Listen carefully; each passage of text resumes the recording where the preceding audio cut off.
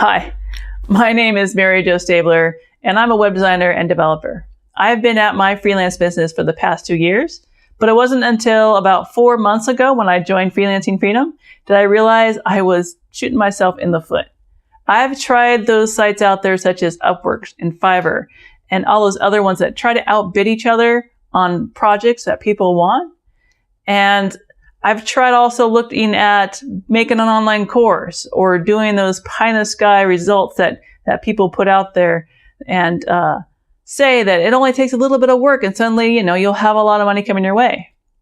In Freelancing Freedom, I realized that I had a lot of things to put in place before I actually could have a thriving business, such as, figuring out who my client really is and who am I really trying to focus on, trying to understand where does my time really should be spent versus, outsourcing to somebody else.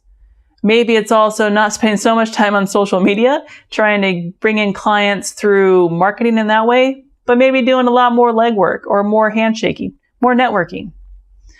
So it wasn't until I got those real steps in place that I see my business actually thrive. And it has been thriving that I needed to realize how to put systems in place to actually keep things coming in, instead of just, getting stuck and only focusing on one client at a time.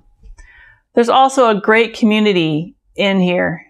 In Freelancing Freedom, there's a lot of variety of professions as well as industries that, if someone needed help, there's other people that you can reach out to get help. You don't have to do this alone. I think Freelancing Freedom really helped me and my business.